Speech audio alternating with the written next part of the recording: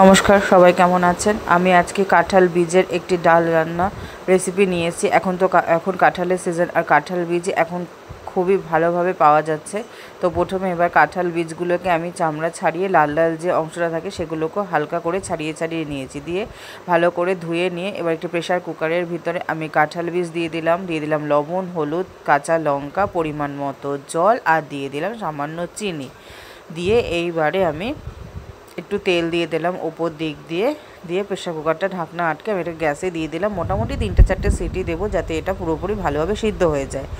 তো প্রেশার কুকারটা ঠান্ডা হয়ে যাওয়ার পরে আমি খুলে দেখে নিলাম কাঁঠাল বীজটা সম্পূর্ণভাবে আমার সেদ্ধ হয়ে গেছে। এবার আমি একটি ডালের কাঁটার সাহায্যে এটাকে ভালো করে ম্যাশ করে নরম করে নেব। দিয়ে এদিকে একটু কড়াই নিয়ে নিয়েছি, তার ভিতরে আমি তেজপাতা, পাঁচফোড়ন আর শুকনো লঙ্কা ফোড়ন দিয়েছি। এবার মাছের মাথাগুলো নিয়ে নিয়েছি, নিয়ে তার ভিতরে লবণ হলুদ মাখিয়ে আমি তেলের মধ্যে দিয়ে দিয়েছি এটাকে ভাজার জন্য।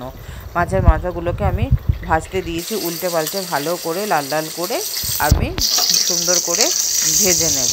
এই যে মাছের মাথাগুলোকে আমি এবার উল্টিয়ে দিলাম, উল্টে পাল্টে আমি লাল লাল করে ভেজে নেব সুন্দর করে। তো দিয়ে এবার এখানে আমি মাছের মাথাগুলো যখন লাল লাল করে ভাজা হয়ে গেছে, এখানে আমি মশলা দিয়ে দিলাম। প্রায় আমি দিয়ে দেবো 2.5 থেকে 3 চামচ মতো বড় বড় করে মশলা দিয়ে দেবো। সেটা হচ্ছে আদা, রসুন, পেঁয়াজ বাটা।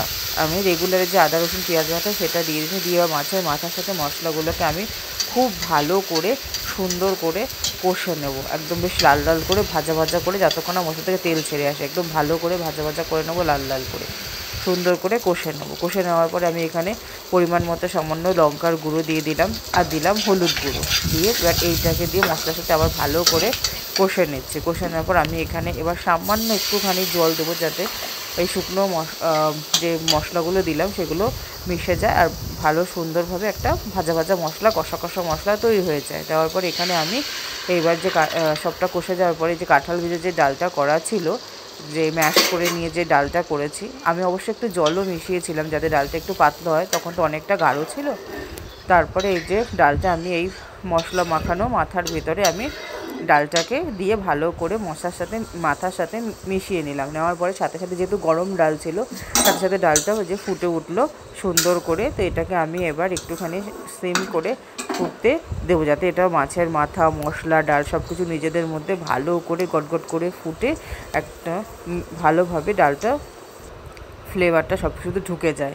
দিয়ে যে হালকা করে ডালটা ফুটতে থাকবে। এবার মোটামুটি ডালটা ফুটে যখন মনে হচ্ছে যে হয়ে গেছে, তখন আমি এর ভিতরে ধনেপাতা দিয়ে দিলাম, সামান্য কুচনো ধনেপাতা দিয়ে আবার এই ডালটাকে ধনেপাতার সাথে ভালো করে মিশিয়ে দিয়ে এবার ঘরে তৈরি ভাজা মশলা, জিরের গুঁড়ো, ধনের গুঁড়ো একসাথে করা ভাজা মশলা আমি এই ডালটার সাথে ভালো করে মিশিয়ে দিলাম। সুন্দর করে মিশিয়ে দিয়ে ডালটা আবার হালকা হালকা করে ফুটতে রয়েছে, যাতে এই ভাজা মশলা, ধনেপাতা সমস্ত কিছু একসাথে ভালো করে মিশে একদম খুব সুন্দর একটা ফ্লেভার তৈরি হয়।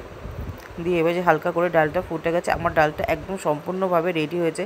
এবার এটাকে আমি একটি পাত্রে নামিয়ে নেব। এই যে ডালটাকে পুরো একটি বাটিতে আমি নামিয়ে নিলাম। এবার নামিয়ে নিয়েছি, দেখুন কত সুন্দর ডালের কালারটা এসেছে, কত সুন্দর লাগছে দেখতে, কত ভালো লাগছে দেখতে, তাই না? এবং এই ডালটা খেতে অসম্ভব ভালো হয়, এটা খুবই সুস্বাদু হয় খেতে এবং খুবই ভালো লাগে খেতে। তো এই যে ডালের সেগুলোকে আমি নিয়ে নিলাম, নিয়ে তারপরে রেখে দিলাম। তো ডালটাকে এবারে ফাইনাল লুক দেখালাম।